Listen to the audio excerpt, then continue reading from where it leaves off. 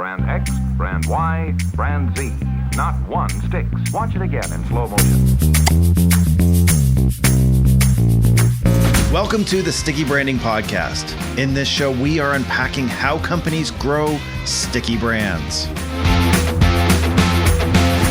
My name is Jeremy Miller. I am the founder of Sticky Branding and host of the Sticky Branding Podcast. In today's episode, I am very excited to introduce you to Francis Bellido. Francis is the CEO of Quantum eMotion. Francis, welcome to the show. Hello. Hi, I'm very happy to be with you, Jeremy. I think the easiest place for us to start, and it's always a good way to test your marketing too, is tell us your story. So tell me about what is Quantum eMotion? Who are you guys and what do you do? Okay, so Quantum eMotion is a company, is a spin-off of a university here in Canada, in Quebec, and particularly University of Sherbrooke, who was created around the invention of a famous world-renowned professor of quantum physics, Bertrand Ruelet, who was originally a French who got established here in Quebec in Canada. And he had an invention, based on what he studied, a specialist in quantum noise studying, that he could very simply create what we call generators of random numbers using the intrinsic property of quantum physics.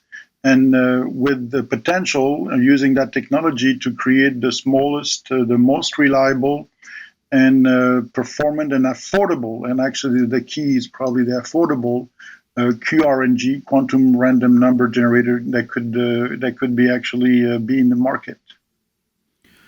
Wow. So before we talk about the technology and the applications of it, I'm curious, how did you get your start with Quantum eMotion? Where do you come into this story? Yes, my background is a little bit atypical, I would say, from this type of company, because I'm a scientist, originally, and also a financial guy, because I did an MBA a long time ago in, specialized in finance, and I've been involved in the financing of technologies for the past 25 years. But my focus, because of my scientific background, was more in life science. I came across this company when I helped the company at the beginning of the year to do a financing. Sort of a private placement, because the company is a public company, and I helped them to do a private placement. And the reason why I think there was some connection with me in the background is because one of the low-hanging fruit application of this technology is in the medical device sector. And I have a pretty strong, background in medical device, even from a scientific point of view. And the connection was made like that. And also, I think I had a personal interest, in cybersecurity, because as we know, everybody in every industry, and we could develop that down the road, is affected by cyber criminality, So that connection was there. So that's a great segue. So we're talking about cybersecurity. So what is the core application of quantum random number generation? And so is this a security protocol, where do we use this? No, when you mean cybersecurity, it's very, very complex space, because at the end, particularly when you look at the internet as almost like it's becoming a universe, a parallel universe. We created that, and that universe. In fact, there are all kinds of phenomena and vectors that we don't really control or understand. The internet is all about communication and the exchange of information. Some are trivial information. A lot is actually very confidential information. Okay, security of that transmission of information is becoming absolutely, crucial in becoming, in fact, strategic for almost every vector of the economy, and actually our personal lives too. So the public, your auditors need to understand that the security, how do you assure security over the internet, is actually assured by the usage of what's called public key crypto systems and cryptography algorithm. This is a very complex domain in itself, but everything that actually travels over the internet is encrypted. Okay. The quality of the encryptions is going to depend actually on the quality of the random numbers that are used to create these encryption keys. And this is key. I mean, random numbers, basically it's a series of numbers that are produced, in fact, to be able to do these encryptions. But, they're random when there's no connection one number after another. That means that somebody would like to try to decipher the encryption key.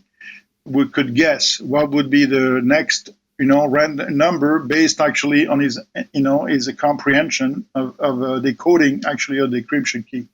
Gotcha. So if you don't rely on pure random numbers, it becomes actually it will become more and more in the future, more and more easy, particularly if you have very powerful computers, to decipher these encryption keys. Well, in preparing for today, one of the things I read and that blew me away is with the advent of quantum computing, it will basically put most passwords or most encryption systems out of or break them simply because they have the power now to force test these things and find that there are algorithms in astronomically fast periods of time.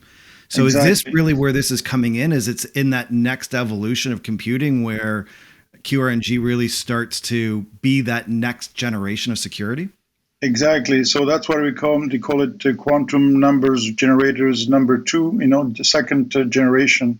It's exactly because of that, right now there is already a threat, because some of, criminals, particularly I would say the top notch, and they have the resources, the expertise, they're very smart people, they're almost organized like an industry, as you know. Today, there are teams, and they can actually, if they put the resources, they can crack almost anything they want. And there's been so many times they've demonstrated, even when we thought it was almost uncrackable, they've demonstrated that they can do it. Okay, wow. But still today, I think it is a more or less a rarity, try to be able to crack a very complex encryption system. However, the big threat, it's coming because, as you said, and you pointed out, quantum computers, they are part of the big revolution coming on quantum technologies. And there are, three components, 3 prongs of the quantum technologies. One is quantum computers, quantum sensors, and quantum communication, like we're doing. But the quantum computers are going to enhance the capacity of calculation, of processing of data by millions of times compared to current computers. So problems that will today with several computers will necessitate it maybe even years, in fact, calculations non-stop and everything can be resolved in a few hours. Right. So this is going to change when you're going to associate that with artificial intelligence. It's going to be a revolution, for not only almost affecting every vector of the economy and even our personal lives. Because at the end of the day, these cute robots that you see in sci-fi movies, well, when you associate artificial intelligence with quantum computers, you're starting to be closer, to mimic a human brain, So when you're bringing this to market and just looking at this through the marketing branding lens, are you having markets and customers, like you mentioned, healthcare and other and medical devices, are they coming to you to create and pioneer this technology, or are you on the other side of this evangelizing and finding markets? Well, it's both, because, there are already big players that are very aware of that, so, let's go back to, for example, to quantum technologies, all the big players like IBM, Google, Intel, Amazon, they all actually are investing billions of dollars actually in developing quantum technologies. Mm-hmm. So it's not a matter of if, it's a matter of when. That's the debate is there, when it's going to be ready or not. And obviously, because of we could debate here what is the vector of the economy which is not affected by cybersecurity or is not using computers. Right. Well, basically today doesn't exist. Everybody, is using in one way or another computers, because even a cell phone is actually, has hundreds of times the power of the computer who sent the first man on the moon, in the moon. Mhm. So it's everything. It's every sector, and when you know that, I don't know. I think I read the other day that every second there is 170 devices that are connected to the internet. In the famous domain of the Internet of Things, and that over 95% of these devices are not really well protected when they connected to the internet. I mean, they're creating doors of entrance, for cyber criminals. 2 weeks ago I bought a new coffee maker, and guess what? It's connected to the internet. The damn thing. Well, the I didn't even have a choice. It's connected to the internet, and I have no idea how secure the thing is or not. So that you're yes, bringing every up sector, but they are low-hanging fruits. For us, I would say in the near future, the big consumers actually of high security is going to be, as you very familiar, or starting to be familiar, is like blockchains. Blockchain data centers. They offer in fact they sell cyber security at the core of what they're promoting. Okay. So they have no choice, in fact, to just develop, the highest. In fact, it's becoming quantum security is becoming almost like a marketing tool to differentiate yourself from the competition.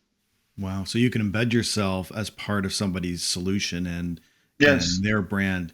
So how do you tell your story? Like, this is fascinating technology. You're at the bleeding edge of where the market and technology and cybersecurity are. How does Quantum eMotion build its brand and that awareness in a very complex and technical realm? So, I participated to conference, with, specialists, on quantum technologies. That's okay. That you're talking with the people who know what's, they have a very good knowledge of what's coming and everything. Also, I spend a lot of time now talking to the public, because we, in Quantum eMotion, we are actually a company who is public, in many ways. So, and this is what I think I'm promoting. I talk to potential investors, said, look, guys, if you believe that quantum technologies are going to become a big thing in a near future, and you want to somehow, take advantage of that as an investor, well, there are not many public vehicles out there for investors. Small investors, they cannot really invest in quantum technologies right now. So they look, we could be actually very interesting for investors that want to embark and jump into the wagon of quantum technologies. So you're marketing both, not only to sell it, but also from the publicly traded perspective. Exactly. And growing that. Fascinating. What about the pandemic? Has this helped or hindered your business? I would imagine with the transitions to working from home and cybersecurity, this must have heightened things. Exactly. In fact, today, and I know that you're like, from a marketing perspective, you don't need to spend much time and effort to convince people that cybersecurity is important. Because, as you know, almost like every today, there's a story on CNN or on any big network, telling that something happened, big things happen, crack, and you could see that more and more. I think what's alarming, it's that the story is starting to be. Before was a threat, a theft of data, okay, confidential data, and now we're evolving more and more into in life and death situations. When a plant, a water treatment plant is hacked. What they did, they started, and thank God, that was discovered, soon enough, actually, to prevent any big damage. But they were actually changing the parameters of the purification. That means that you had potentially, hundreds of thousands, a million people will have probably be drinking, unsuitable water, or maybe dangerous, toxic water. Right. I mean, and so it's becoming before, I think, and this is what the pandemic has done, I think, is making cybersecurity it was a nuisance, as becoming a big strategic issue. Right. And so when you're looking at this now, where do you see, you mentioned the Internet of Things, where do you see that this frontier? Like, there's the stuff that's in our front of face. We use our iPhones and our Android devices all the time, but it's like your coffee machine. It always strikes me that especially the consumer IoT devices are often the weak link in every network.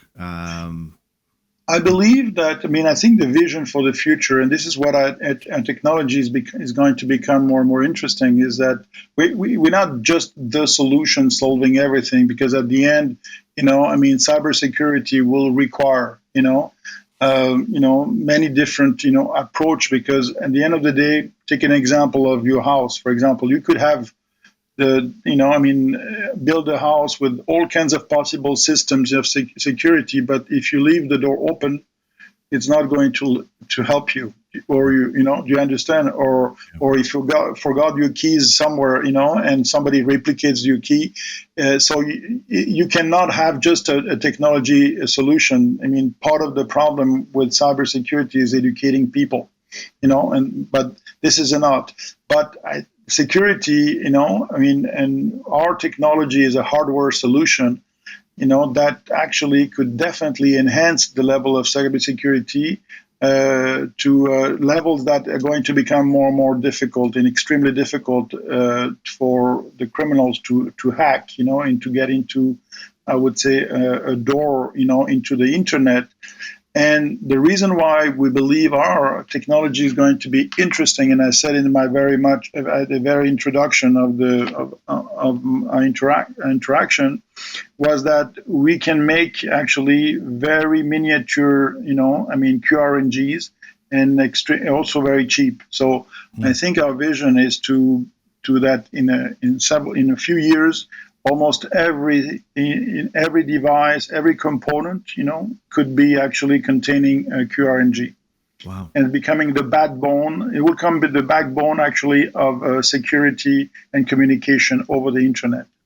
And so where do you start on this? Where do you see as the beachhead for quantum eMotion to get your foothold so that you can get to the everything? So what I did, the company, it's still a young technology, not what, So I joined the company to put the company I would say, helping the company to be on the right tracks. I accelerated the development of the product. I think we've done a very good job at that. We have right now, I think our first product would be sort of a portable QRNG that should be, available, before the end of the year. So we are moving forward, there's, and this is it's a platform technology that will be the first iteration that will help us actually to show the world what it is, and also interact with a lot of players, because it's always difficult to interact with a PowerPoint presentation. It's way better to have something to show with in your hand. So yes, it's a nascent technology, but we're moving forward, and obviously, based in, if we believe what I told you, you could see. I think part of the headache is trying to focus on what is the first application and the low hanging fruit. Being that it's young technology and a young team, and you're at that commercialization stage, how do you focus your team from the perspective that they're incredibly smart individuals and people, they're scientists and engineers, but that transition into getting them to see and develop that market? How do you focus that team and get them to see the opportunities? Well, I've started actually when I joined the company, I basically had to renew almost the whole company. I started with the board and surrounded myself with basically, very highly, professional specialists in cybersecurity. Mm-hmm. Also, because your company doesn't yet have sales, you depend very much on capital invested in the company to grow the company and develop your technology. So also with very savvy and highly networked financial people, and also I think I'm recruiting. I'm always in the process of recruiting. Actually, we cannot recruit. Companies like ours, need to be surrounded by highly qualified professionals. Right. So my purpose as a CEO, and particularly coming from a background in not purely IT, is surrounded myself with where every individual will be smarter than me. I mean, this is what I learned in my MBA from Jack Welch, and I think it's the right approach. Yeah, there's that old quote: A's hire A's, B's hire C's, and so. Yes. But it's easier said than done. Like it's like people. Every annual report says people are our most important asset, but to actually put that into practice is hard. The key is always to make them work together. So before we wrap up, I'm curious. You've had a very diverse career, and Yes. you're pioneering just fascinating technology in a very complex space. When you speak with other leaders, other CEOs, what's the best advice or wisdom that you share with them, or you can share with our audience? Well, the best advice is there are so many, but what I've learned in this business is probably, particularly because my career has been spent almost like in developing technologies, is try to be sure that you address an unmet need. Okay, this is very important. Sometimes we get enamored with a better mousetrap Sure. instead of really addressing an unmet need. It's too difficult to develop a better mousetrap, So the unmet need, and it's a very, very important. And of course, I think as you develop that, you understand the unmet need. Focus very immediately into the differentiation factors, and trying really to make it actually they are tangible enough actually to generate enough enthusiasm around you from I would say an employee point of view, but also I think from an investor point of view. That's very important. So this is what I've learned, and it's easy to say, but it's not so. It's pretty difficult sometimes actually to implement it. Well, yeah, it takes foresight and also effort. One of the big parts Yeah, of the work that we do at Sticky Branding is similar to that. It's identifying and developing burning needs and solutions that support that. And that's where positioning often exactly. works, and so very kindred in that sense. But your assumptions of what an unmet need or a burning need is often aren't really there. You have to go and do the research and test Exactly. it, prove it. And then once you've proven it, put your foot on the gas and go for it. Yeah, But absolutely. like you can look at the wake of failed companies through Silicon Valley and the startup realm where they misassumed what is the unmet need, and it's pivot, die. It's a very important. This is a very important thing you said. One of the mistakes, it's easily to make that is to believe that what you thought as an unmet need 4 or 5 years ago is still an unmet need today. Yeah. And ultimately, and this is what is important, I think, to get a product rapidly in the hands of your potential customers and listen to them, and understanding better what they need, because they're going to give you. Yeah. In fact, very rapidly, they're going to tell you if what you believed was an unmet need is really an unmet need or not, or a nice to have. So it's very key, I would say, that and this is maybe another advice, maybe more important than what I mentioned, is listen to your clients and customers. Yeah, that's brilliant. Where can people find Quantum eMotion? Well, it's fairly easy. You're just at www.quantum eMotion. And if for the ones who wanted to know, what does it really mean in quantum eMotion? It's actually, I changed the name of the company. It used to be called the Quantum Numbers Corporation, but I thought that quantum eMotion was a little bit more catchy. And on top of that, it's actually can be read as an emotion with interesting concept. It adds a little bit of poetry. I belong as a scientist that quantum physics is probably the closest to poetry that you can imagine in science, because there are things that are completely still, difficult to, illogical, in difficult to understand, in quantum physics. But on top of that, actually, the phenomenon that we're exploiting in quantum mechanics is due to the motion of electrons. So the E is the symbol of electrons, and motion, it means the movement. So you can read it several ways, you see. I wrote in my book, Brand New Name, names are like poetry. You can tell a story in a word or two, and you've absolutely This is what I thought by creating the name, and I thought that exactly it will intrigue. It will be catchy, but it will intrigue. That's beautiful. Well, we'll put links into the show notes for everybody. Thank you, Francis, for participating today. Such an enlightening conversation. I'm so excited to see how you build this brand and technology over the coming years. And thank you, everybody, for tuning in to the Sticky Branding Podcast. Be sure to subscribe to us wherever you get your favorite podcast. You can get this on YouTube as well. And visit us at stickybranding.com for more ideas, services, and best practices on how to grow your business into a sticky brand.